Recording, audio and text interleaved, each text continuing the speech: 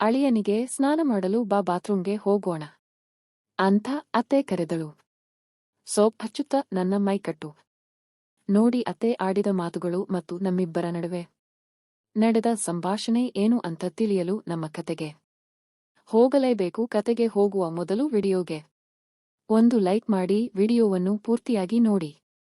ಇದು ನಿಮಗೆ ಖಂಡಿತ ಉಪಯೋಗವಾಗುತ್ತದೆ. ನಾನು ವಿದ್ಯಾಭ್ಯಾಸ ಮುಗಿಸಿ ಕೆಲಸ ಹುಡುಕುತ್ತಿದ್ದೆ. ಹಳ್ಳಿಯಲ್ಲಿ ಇದ್ದರೆ ಯಾವ ಕೆಲಸ ಸಿಗುತ್ತೆ? ಸಿಟಿಯಲ್ಲಿರುವ ನಿನ್ನ ಅತ್ತೆ ಮನೆಗೆ ಹೋಗು ಎಂದು ಅಜ್ಜಿ ನನ್ನನ್ನು ಹೈದರಾಬಾದ್ನಲ್ಲಿರುವ ಅತ್ತೆ ಮನೆಗೆ ಕಳುಹಿಸಿದಳು. ನಾನು ಚಿಕ್ಕಂದಿನಿಂದಲೂ ಅಜ್ಜಿಯ ಜೊತೆಯಲ್ಲೇ ಬೆಳೆದಿದ್ದೇನೆ. ನನ್ನ ಅಪ್ಪ ಅಮ್ಮ ಚಿಕ್ಕವರಿದ್ದಾಗಲೇ ತೀರಿಕೊಂಡಿದ್ದರಿಂದ ನನ್ನ ಸಂಪೂರ್ಣ ಜವಾಬ್ದಾರಿಯನ್ನು ಅಜ್ಜಿಯೇ ವಹಿಸಿಕೊಂಡಿದ್ದಳು. ನನ್ನ ಅಪ್ಪನ ತಂಗಿಯೇ ಈಗ ಈ ಅತ್ತೆ. ಅವಳು ತುಂಬಾ ಒಳ್ಳೆಯವಳು, ನನ್ನನ್ನು ಇಷ್ಟಪಡುತ್ತಾಳೆ. ನನ್ನ ಮಾವ ಬಿಸಿನೆಸ್ ಮಾಡುತ್ತಾ ಯಾವಾಗಲೂ ಊರುಗಳನ್ನು ಸುತ್ತುತ್ತಿರುತ್ತಾರೆ. ಅತ್ತೆ ಅಜ್ಜಿಯ ಬಳಿ ಬಂದಾಗಲೆಲ್ಲ ನಮ್ಮ ಸಂಸಾರ ಚೆನ್ನಾಗಿಲ್ಲ ಅಮ್ಮ, ಅವರು ನನ್ನನ್ನು ಒಬ್ಬಂಟಿಯಾಗಿ ಬಿಟ್ಟು ಯಾವಾಗಲೂ ಊರುಗಳನ್ನು ಸುತ್ತುತ್ತಿರುತ್ತಾರೆ. ಅಳಿಯನನ್ನು ನಮ್ಮ ಮನೆಗೆ ಕಳುಹಿಸಬಹುದಲ್ಲ, ನನಗೆ ಜೊತೆಯಾಗಿರುತ್ತಾನೆ.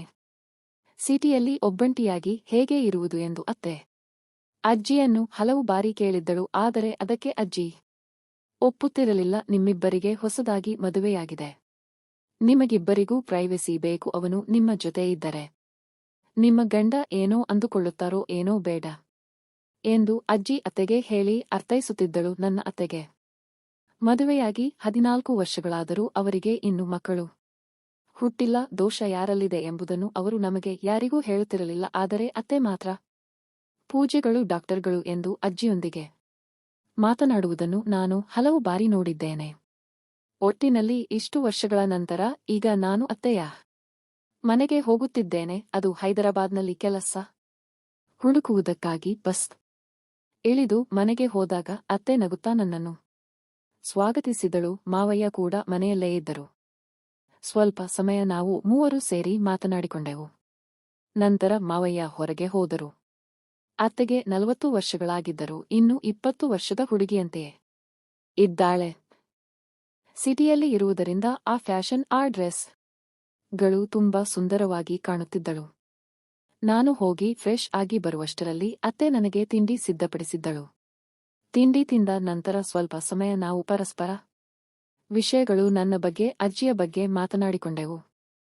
ಆಗಲೇ ಬಂದ ಮಾವಯ್ಯ, ನನಗೆ ಕೆಲಸವಿದೆ, ನಾನು ಊರಿಗೆ ಹೋಗುತ್ತಿದ್ದೇನೆ, 4 ದಿನ ಬರಲ್ಲ, ಎಚ್ಚರಿಕೆಯಿಂದ ಇರಿ ಎಂದು ಹೇಳಿ ನನ್ನನ್ನು ಅತ್ತೆಗೆ ಜೊತೆಯಾಗಿರಲು ಹೇಳಿ ಹೊರಟು ಹೋದರು. ಮಾವಯ್ಯ ಯಾವಾಗಲೂ ಹೀಗೆ ಅತ್ತೆಯನ್ನು ಒಬ್ಬಂಟಿಯಾಗಿ ಬಿಟ್ಟು ಹೋಗುವುದು ಅಭ್ಯಾಸವಾಗಿ ಹೋಗಿತ್ತು. ಅತ್ತೆಯ ಮುಖದಲ್ಲಿ ನನಗೆ ಯಾವುದೇ ಬೇಸರ ಕಾಣಿಸಲಿಲ್ಲ. ರಾತ್ರಿ ಇಬ್ಬರು ಸೇರಿ ಡಿನ್ನರ್ ಮಾಡಿ ನಾನು ಹಾಲಿನಲ್ಲಿ ಮತ್ತು ಅತ್ತೆ ಬೆಡ್ರೂಮ್ನಲ್ಲಿ ಮಲಗಲು ಸಿದ್ಧರಾದೆವು.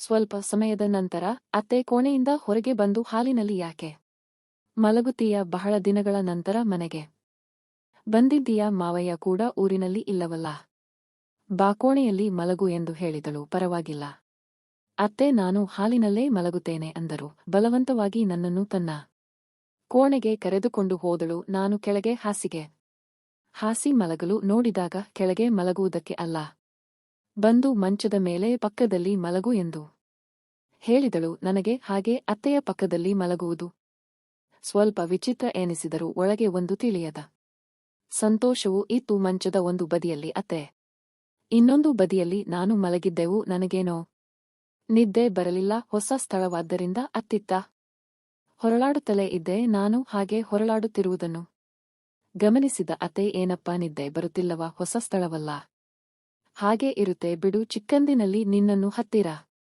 ತೆಗೆದುಕೊಂಡು ಲಾಲಿ ಹಾಡಿದ್ದೆ, ಮತ್ತೆ ಅವಕಾಶ ಸಿಗಲೇ ಇಲ್ಲ. ಮತ್ತೆ ಇದು ಇಷ್ಟು ವರ್ಷಗಳ ನಂತರ ಆಗುತ್ತೆ ಅಂದುಕೊಳ್ಳುತ್ತೆ ಎಂದು ಹೇಳಿ ನನ್ನನ್ನು ಹತ್ತಿರ ತೆಗೆದುಕೊಂಡು ತನ್ನ ಕೈ ಮೇಲೆ ನನ್ನ ತಲೆ ಇರಿಸಿಕೊಂಡಳು. ಅಷ್ಟು ಹತ್ತಿರದಿಂದ ಅತ್ತೆಯನ್ನು ನೋಡಿದಾಗ ನನ್ನ ಹೃದಯ ವೇಗವಾಗಿ ಬಡಿದುಕೊಳ್ಳಲು ಶುರುವಾಯಿತು. ನನ್ನ ಕೆನ್ನೆಗೆ ಒಂದು ಮುತ್ತು ಕೊಟ್ಟು ತನ್ನ ಕೈಯನ್ನು ನನ್ನ ತಲೆಯ ಒಳಗೆ ಇಟ್ಟು ಸವರಿಸುತ್ತ ಲಾಲಿ ಹಾಡಲು ಶುರು ಮಾಡಿದಳು. ಅತ್ತೆ ಹಾಗೆ ಮಾಡುತ್ತಿದ್ದಾಗ ನನಗೇನೋ ತುಂಬಾ ಆರಾಮ ಎನಿಸಿತು. ಯಾವಾಗ ನಿದ್ದೆಗೆ ಜಾರಿದೆ ಎಂದು ಗೊತ್ತಾಗಲಿಲ್ಲ. ನಿಧಾನವಾಗಿ ನಿದ್ದೆಗೆ ಜಾರಿದೆ. ಬೆಳಿಗ್ಗೆ ಎದ್ದು ನೋಡಿದಾಗ ಪಕ್ಕದಲ್ಲಿ ಅತ್ತೆ ಕಾಣಿಸಲಿಲ್ಲ. ರಾತ್ರಿ ಹಾಕಿಕೊಂಡಿದ್ದ ಅತ್ತೆಯ ನೈಟಿ ಮಾತ್ರ ಪಕ್ಕದಲ್ಲಿ ಬಿದ್ದಿದ್ದು ಕಾಣಿಸಿತು. ನಾನು ಎದ್ದು ಹೊರಗೆ ಬಂದು ನೋಡಿದಾಗ ಅತ್ತೆ ಫ್ರೆಶ್ ಆಗಿ ಸೀರೆ ಉಟ್ಟುಕೊಂಡು ಅಡುಗೆ ಮನೆಯಲ್ಲಿ ಕಾಣಿಸಿದಳು. ಎದ್ದ ನನ್ನನ್ನು ನೋಡಿದ ಅತ್ತೆ, ಎದ್ದೆಯ, ಕಾಫಿ ಕೊಡುತ್ತೇನೆ, ಹಾಲಿನಲ್ಲಿ ಕುಳಿತುಕೋ ಎಂದು ಹೇಳಿ ಕಾಫಿ ಕೊಟ್ಟು ಪಕ್ಕದಲ್ಲಿ ಕುಳಿತು ರಾತ್ರಿ ಚೆನ್ನಾಗಿ ನಿದ್ದೆ ಮಾಡಿದೆಯಾ ಎಂದು ಕೇಳಿದಳು. ನಿದ್ದೆ ಮಾಡಿದೆ ಅತ್ತೆ ಎಂದು ಹೇಳಿ ಸ್ನಾನ ಮಾಡಲು ಹೊರಟ ನನ್ನನ್ನು ನಾನು ಸ್ನಾನ ಮಾಡಿಸುತ್ತೇನೆ ಇರು ಎಂದು ಹೇಳಿದಳು. ಅತ್ತೆ, ನೀವು ಮಾಡಿಸುವುದೇನು ಬೇಡ ಅಂದೆ ನಾನು. ಅಯ್ಯೋ ಅಳಿಯ, ನಾಚಿಕೊಳ್ಳಬೇಡ, ನಾನು ಸ್ನಾನ ಮಾಡಿಸುತ್ತೇನೆ, ಬಾತ್ರೂಂಗೆ ಹೋಗೋಣ ಎಂದು ನನ್ನ ಕೈ ಹಿಡಿದು ನನ್ನನ್ನು ಒಳಗೆ ಕರೆದುಕೊಂಡು ಹೋದಳು. ಮೈಮೇಲಿನ ಬಟ್ಟೆ ಬಿಚ್ಚು ಎಂದು ಹೇಳಿದಾಗ ನನಗೇನೋ ನಾಚಿಕೆ ಆಯಿತು. ಅತ್ತೆ ನನ್ನ ಟಿಶರ್ಟ್ ಬಿಚ್ಚಿ ನನಗೆ ತಲೆಗೆ ಸ್ನಾನ ಮಾಡಿಸುತ್ತ ನನ್ನ ಸೋಪ್ ಹಚ್ಚುತ್ತ, ಅಳಿಯ, ಮೈಕಟ್ಟು ಚೆನ್ನಾಗಿ ಮಾಡಿದ್ದೀಯಾ ಎಂದು ನನ್ನನ್ನು ತಮಾಷೆ ಮಾಡುತ್ತಿದ್ದಳು. ಅತ್ತೆ ಹಾಗೆ ಮಾತನಾಡಿದಾಗ ನನಗೇನೋ ವಿಚಿತ್ರ ಎನಿಸಿತು. ನನ್ನ ತಲೆ ಸರಿಯಾಗಿ ಅತ್ತೆಯ ಸೊಂಟದ ಹತ್ತಿರವಿತ್ತು. ನನ್ನ ತಲೆಯ ಮೇಲೆ ಬೀಳುತ್ತಿದ್ದ ನೀರಿನ ಹನಿಗಳು ಅತ್ತೆಯ ಸೊಂಟದ ಮೇಲೆ ಬೀಳುತ್ತಾ ನೋಡಲು ವಿಚಿತ್ರವಾಗಿತ್ತು ನನಗೆ. ಅಸಲಿಗೆ ಅತ್ತೆ ಹೀಗೇಕೆ ವರ್ತಿಸುತ್ತಿದ್ದಾಳೆ? ನನಗೆ ಅತ್ತೆಯ ಮೇಲೆ ಅಂತಹ ಭಾವನೆಗಳೇನೂ ಇರಲಿಲ್ಲ. ಆದರೆ ಅತ್ತೆ ಮಾಡುತ್ತಿದ್ದ ಕೆಲಸಗಳು ನನಗೆ ಅಸಹಜ ಎನಿಸುತ್ತಿದ್ದವು. ಅದು ಮಾವಯ್ಯ ಇಲ್ಲದ ಸಮಯದಲ್ಲಿ. ಇನ್ನು ಸ್ನಾನ ಮಾಡಿಸಿ ನನ್ನನ್ನು ಹೊರಗೆ ಕರೆದು ಮಂಚದ ಮೇಲೆ ಕುಳಿತುಕೊಳ್ಳಲು ಹೇಳಿ ನನ್ನ ತಲೆಯನ್ನು ಟವೆಲ್ನಿಂದ ಒರೆಸುತ್ತಾ, 14 ವರ್ಷಗಳಾಯಿತು, ನಮಗೆ ಮಕ್ಕಳು ಹುಟ್ಟಿಲ್ಲ. ನನಗೆ ಮಕ್ಕಳು ಇದ್ದಿದ್ದರೆ ಅವರಿಗೆ ಹೀಗೆ ಮಾಡಿ ಹಾಕಬೇಕೆಂದು ಎಷ್ಟು ಬಾರಿ ಅಂದುಕೊಂಡು ಅತ್ತಿದ್ದೇನೆ. ಅಣ್ಣನ ಮಗ ನೀನಾದರೂ ಬೆಳೆಸಿಕೊಳ್ಳೋಣ ಅಂದರೆ ನಿನ್ನ ಅಜ್ಜಿ ನಿನ್ನನ್ನು ನನ್ನ ಹತ್ತಿರ ಕಳುಹಿಸಲಿಲ್ಲ. ನಿನ್ನ ಮಾವಯ್ಯ ಒಳ್ಳೆಯವನಲ್ಲ ಅಂತ ಇಷ್ಟು ದಿನಗಳ ನಂತರ ನನ್ನ ಕನಸು ನನಸಾಯಿತು ಎಂದು ಹೇಳಿ ಅತ್ತೆ ನನ್ನನ್ನು ಹಿಡಿದು ಕಣ್ಣೀರು ಹಾಕಿದಳು. ಅತ್ತೆಯ ಮಾತುಗಳನ್ನು ಕೇಳಿದ ನಂತರ ನಾನು ಬಂದಾಗಿನಿಂದ ಅತ್ತೆ ನನ್ನೊಂದಿಗೆ ಏಕೆ ಹೀಗೆ ವರ್ತಿಸುತ್ತಿದ್ದಳು ಎಂಬುದು ನನಗೆ ಆಗ ಅರ್ಥವಾಯಿತು. ನಾನೇ ಅತ್ತೆಯ ಬಗ್ಗೆ ತಪ್ಪು ಆಲೋಚನೆಗಳಿಂದ ಅತ್ತೆಯನ್ನು ತಪ್ಪು ತಿಳಿದುಕೊಂಡಿದ್ದೆ. ಮಕ್ಕಳು ಇಲ್ಲದಿರುವುದಕ್ಕೆ ಅತ್ತೆಯಲ್ಲಿ ಹಾಗೆ ಉಳಿದುಕೊಂಡಿತ್ತು ಎಂದು ನನಗೆ ಆಗಲೇ ತಿಳಿಯಿತು.